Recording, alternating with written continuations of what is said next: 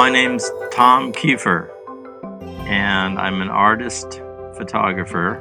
And for 11 years, my day job was working as a custodian slash groundskeeper at a U.S. Customs and Border Protection processing facility near the Mexico border, about 10 miles south of Ajo, Arizona. It was in Arizona. So, and I worked there from 2003 through 2014 when I resigned. And I started working part-time, and then it eventually kind of ended up being a full-time thing. Kind of curious if you can tell us just a little bit about your studio and the place that you call home. Tell us a little bit about Ajo, Arizona.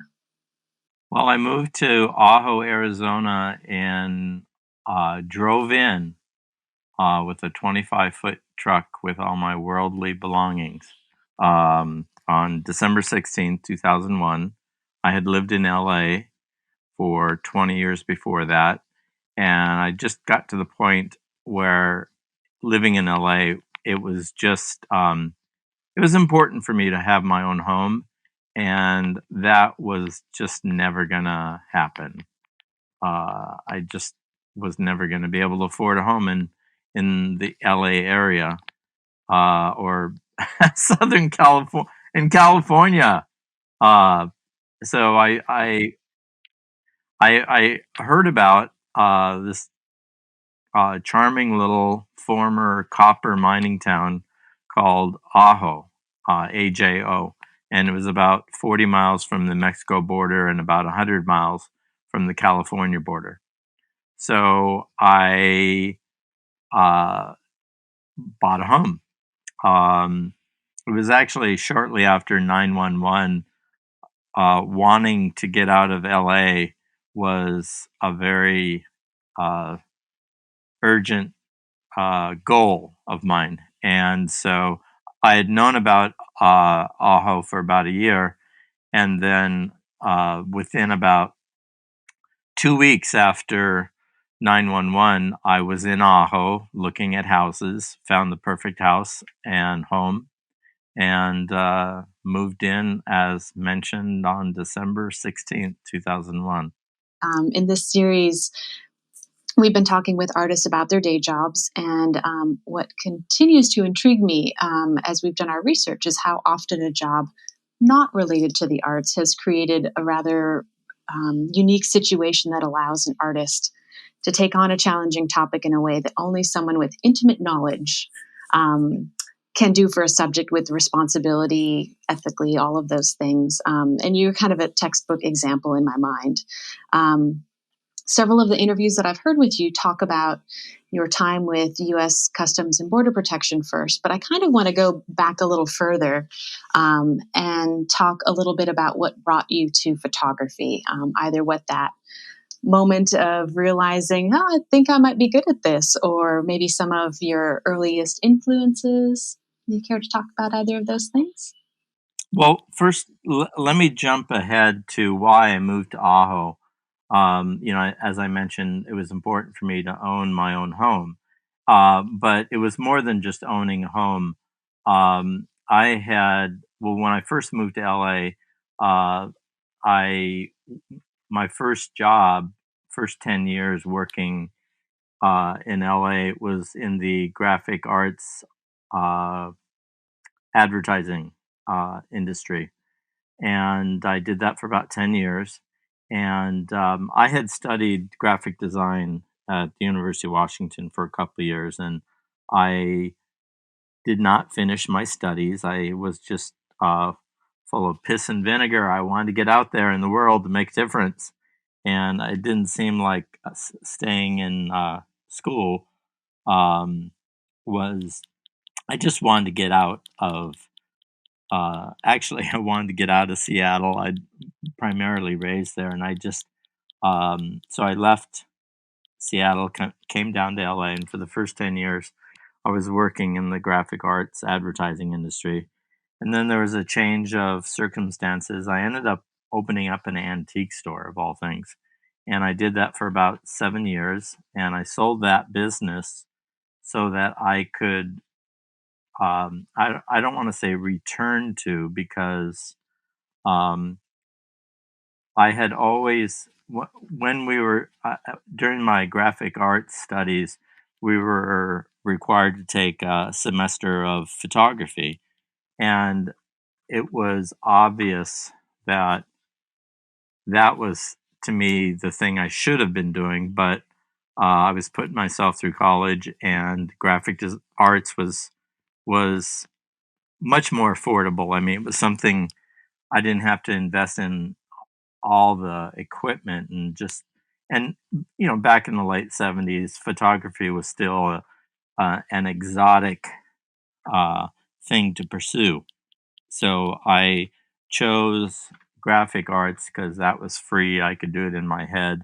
But it just that one semester of photography had such an impact on me. We were some of the great artists that we were introduced to were Walker Evans, Dorothea Lange, um, Ansel Adams, of course, Minor White, Edward Weston. So I was exposed to these great, incredible, important artists, and that just stuck with me. And so about 20 years later, when I'm just like thinking there's got to be more to life than just selling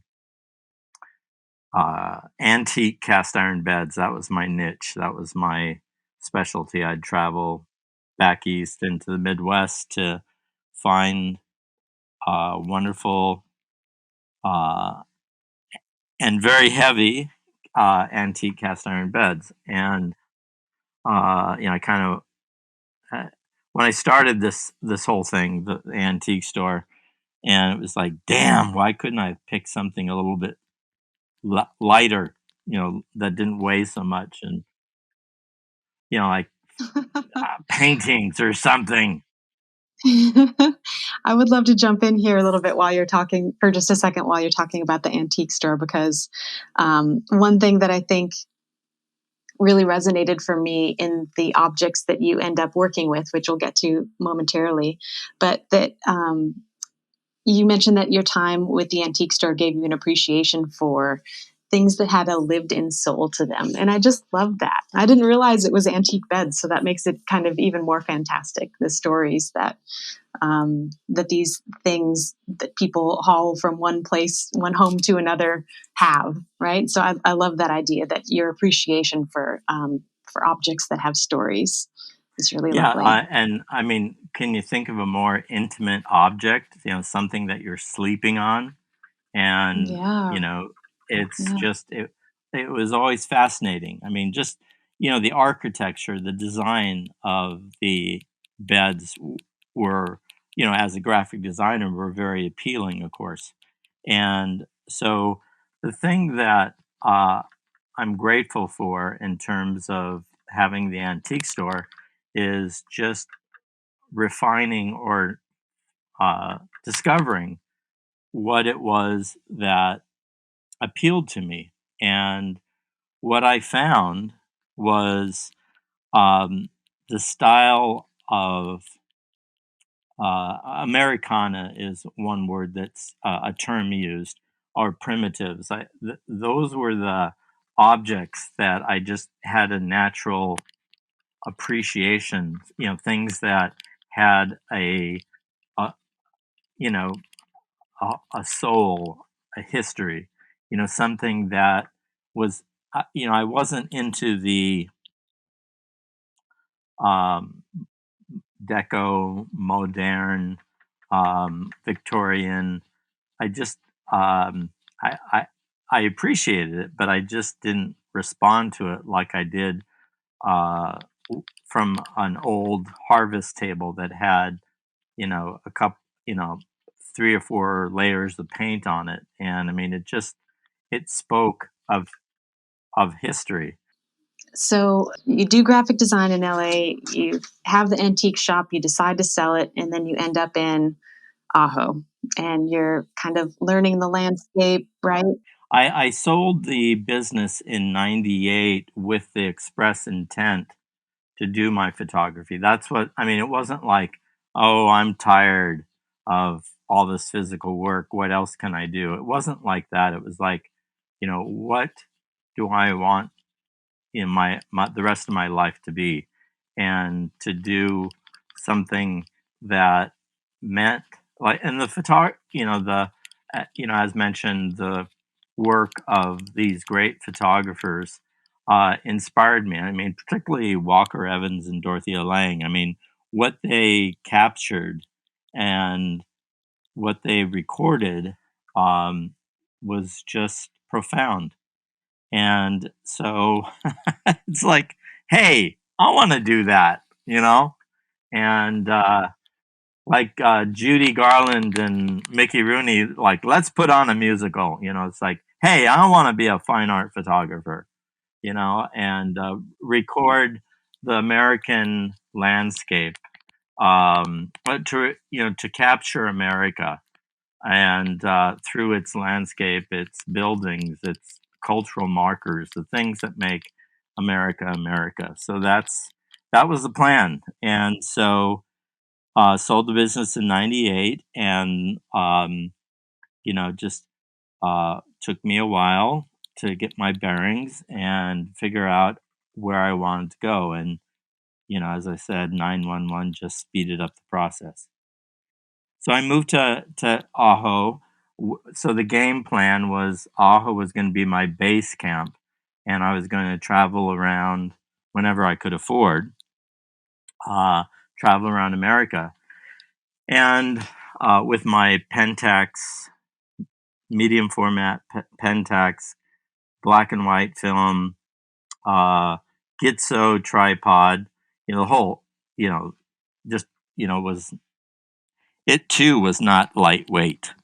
Kind of like the beds. I mean, so So heavy things with a soul in them. yeah. What happened was, after living here for about a year and a half, I mean, it's like, okay, art does not generate income; it depletes it usually, and so I had to get a job, and this was in June of 2003, and there was an ad in the paper, uh, part-time janitor, U.S.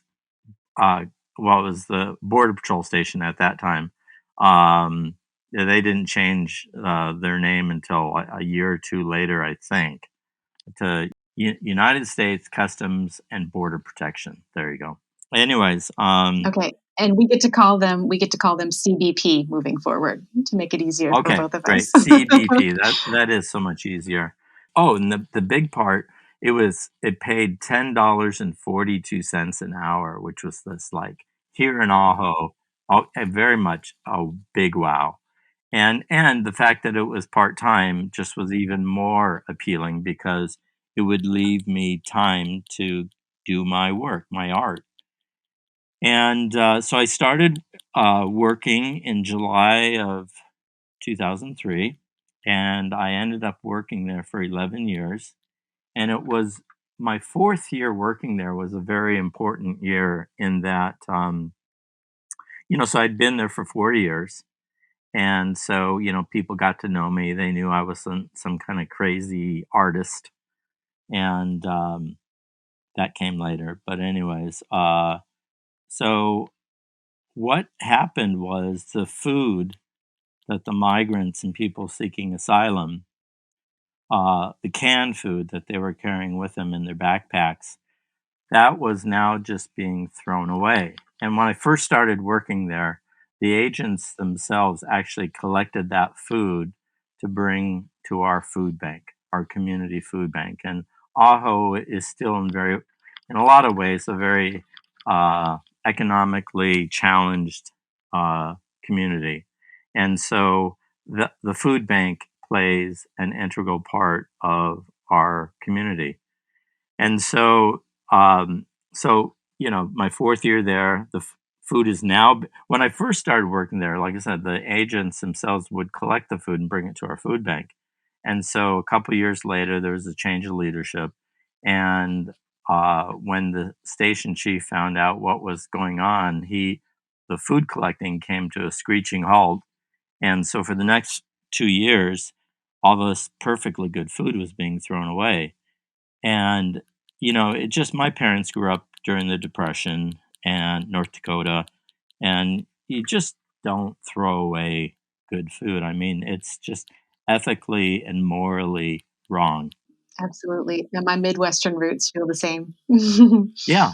Yeah. You don't do that.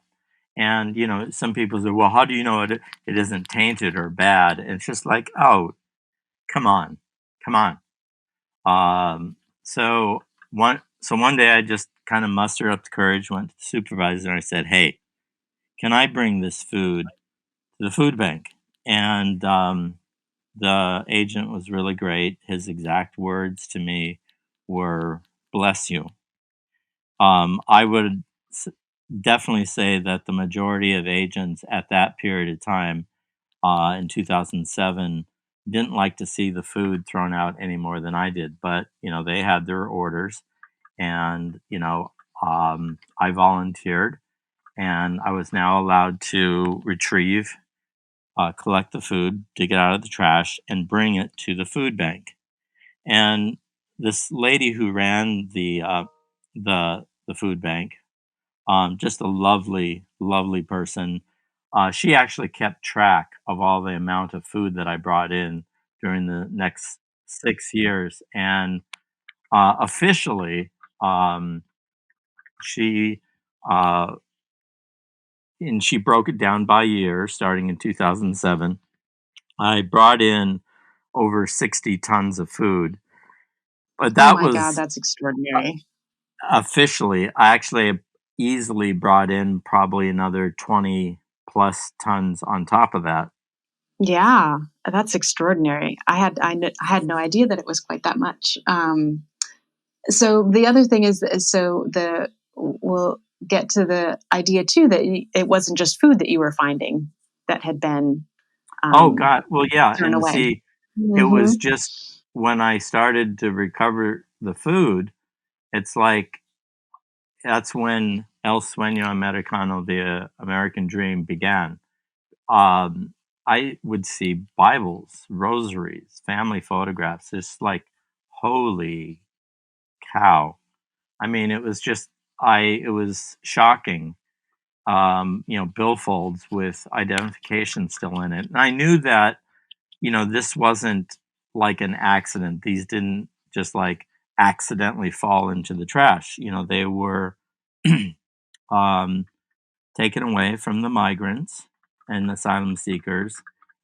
Items that were considered potentially lethal or non essential were thrown away. Now, a wallet is an absolute essential thing. What would happen with that is the mechanics of it is, the people who were apprehended in the desert brought to the station. The first stages, uh, that they would be patted down for weapons or whatever, and that's when the separation of the belongings would start taking place. Now, a wallet would not. It wouldn't. There would never be a case where an agent would say, "Give me your wallet," and throw it in the trash. What would happen is that wallet would remain with the backpack, or if they didn't have a backpack, it would be placed in a property bag. And then, and this is back then from 2003 to 2014. What would happen is every 8 hours, a huge bus, big super bus, would come to this processing facility and pick up who was ever there and then be taken to the next destination. And this was like clockwork. Every 8 hours, you know, um, bus would come, they would load up. And what would happen is every once in a while, when the detainee would board the bus, their backpack wouldn't make it onto the bus by accident. And so the backpack is left. So whatever they were allowed to keep at that point, nothing was, I mean, they had nothing, no identification, no nothing.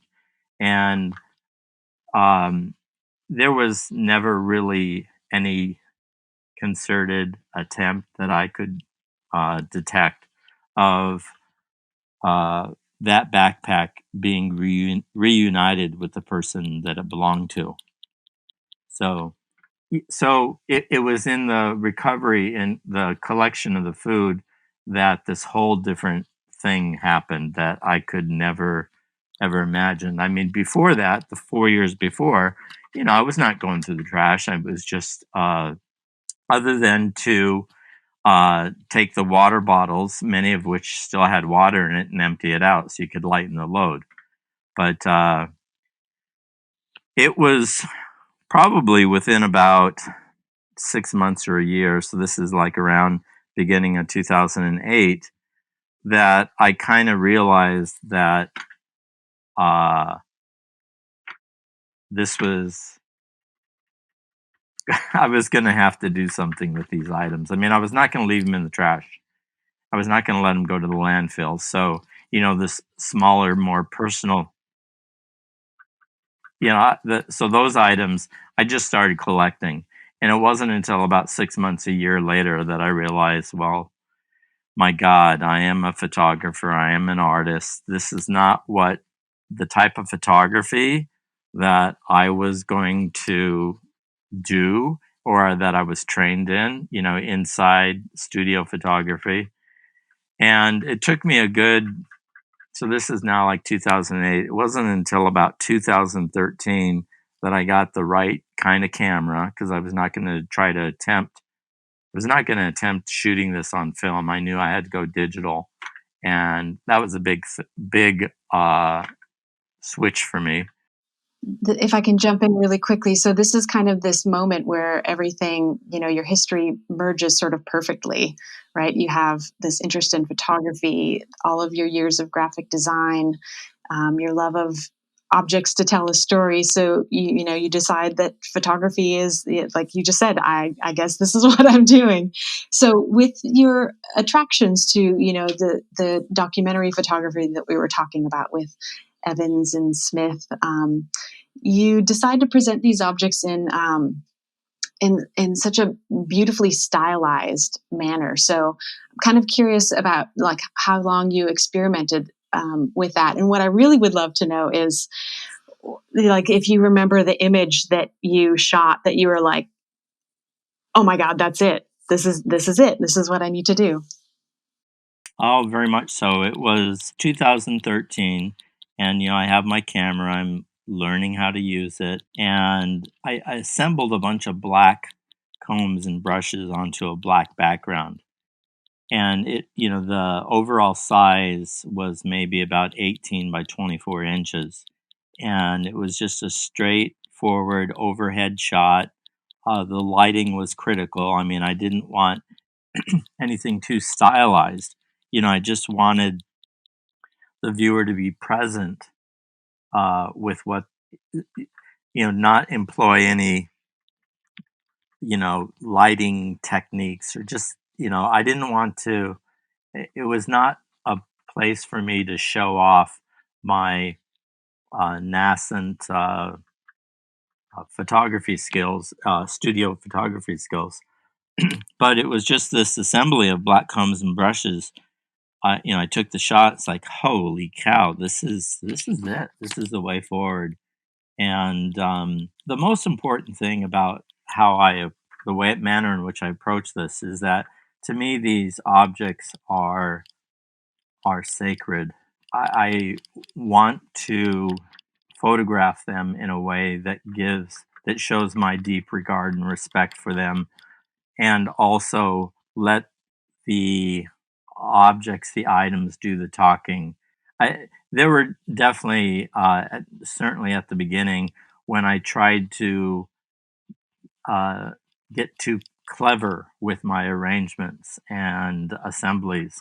And one thing that's important for me, and I have at the beginning, I received some kind of criticism from my peers, like the images were like too beautiful, too designed. They didn't show the blood, sweat, and tears, the dirt, the journey itself.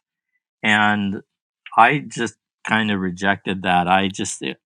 Where I was coming from is like, who am I to even try to imagine what it was like to risk your life crossing, a backpack with all the important things that that meant so much, that were important to you, essential.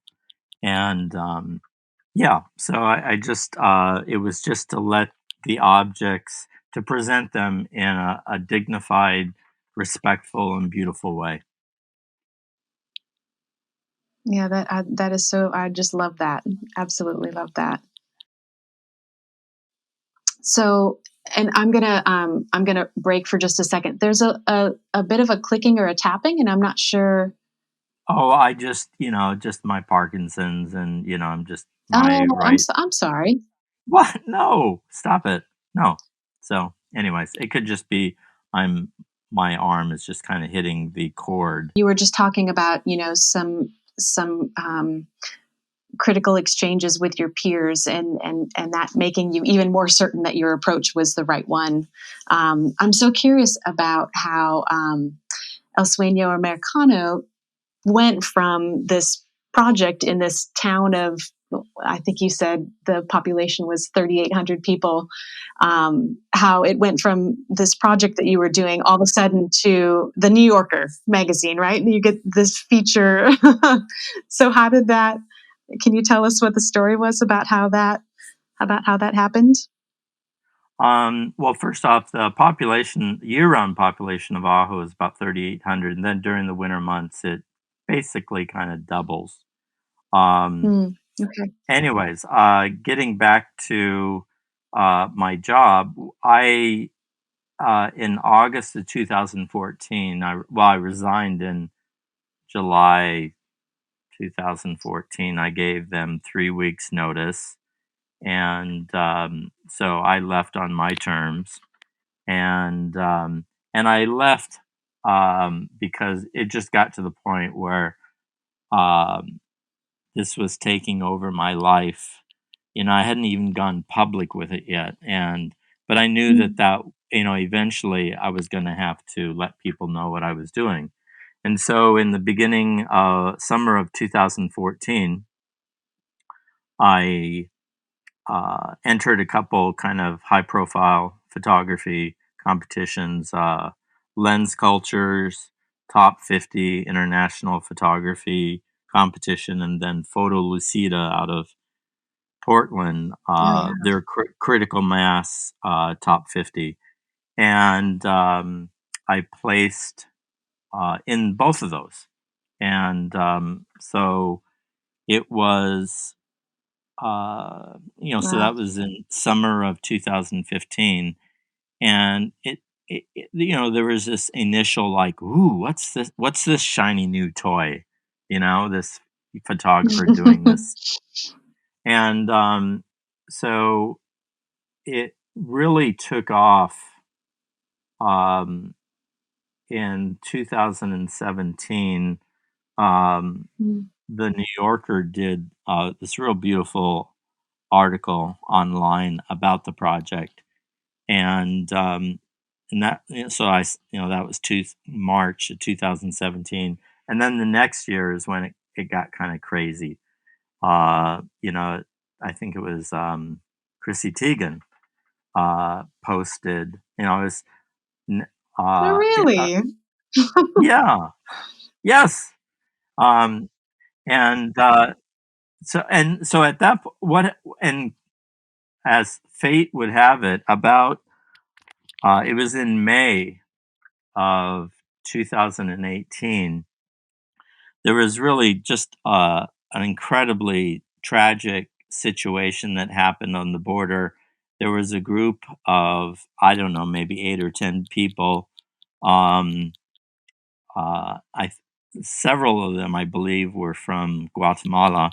And there was this young woman, she was 20 years old, and they were crossing in El Paso unlawfully. And so they were in a neighborhood, a residential neighborhood in El Paso, and somebody called the Border Patrol. The sole agent showed up, and he spotted the group, and he said, "Freeze." And they all fled. And he took his gun and he pointed it at one of the people fleeing, and it was this 20-year-old woman, and just with one bullet killed her. And that upset me so greatly. I then started posting on so I was like, okay, my Instagram account was, I would occasionally post things, but that just stirred me up in such a way that for the next several months, I would post at least once to 2 or 3 times a week, and and it was then that Chrissy Teigen noticed what I was doing. She tweeted it, and then just, I don't want to say all hell broke loose, but I mean, my God, and a lot of people. So just people. So it was like, I was now dedicated to exclusively having my Instagram account be about El Sueño Americano. No, that's such a great story. And then, about a month or two after that, and this happened to coincide with everybody here in America and the world finding out that the children were being separated from their parents at the border. And then the New York Times did a really incredible article too in July of 2018. And That is a perfect segue to another kind of question that I had. So you've been making this work under 4 administrations now, which is kind of extraordinary to think about, like how much public perception has changed, how much, political politicization of all of this has occurred. Um, Now that there is so much more news about what's happening on the border, how has this changed the project for you? I mean, I know that I've read, artistic, humanitarian, anthropological, social justice lens. Like, how this conversation has evolved in the public eye? How has that changed how you're working with these objects and what your overall goal is for this project? well, I just keep on doing what I'm doing. And in terms of growth as an artist, there's always, I see items and objects. I come across items and objects that I like. It wouldn't have even occurred to me to photograph these. It's like, huh? I mean, it was just like I didn't see that photographing, say, like this nail clipper was going to, you know, deepen the understanding and have people get in, touch with their own humanity and like.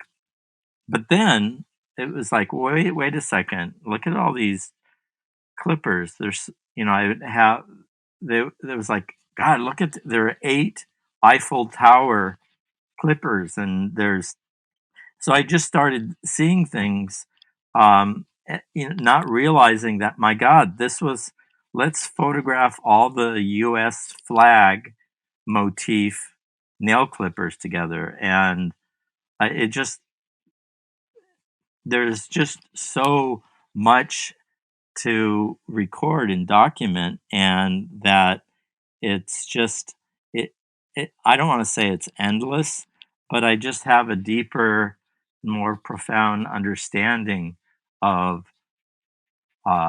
what these objects represent and mean.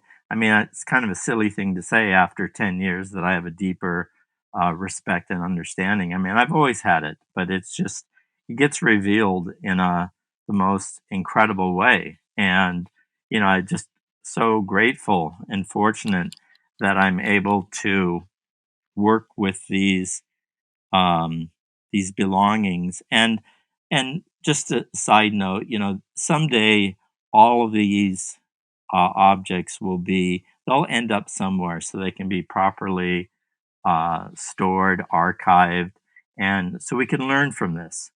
And just the patterns of migration, and the water bottles, how they, what type of uh, vessels they use to carry water. I mean, I recently did a posting on Instagram talking about the black plastic water bottles that are now just that's the main um, vessel that they use to carry water. And what these are basically are bleach bottles, but instead of white plastic, they're black plastic, and they were specifically designed to help conceal, um, you know, carrying instead of carrying it in at night when most of the people are traveling.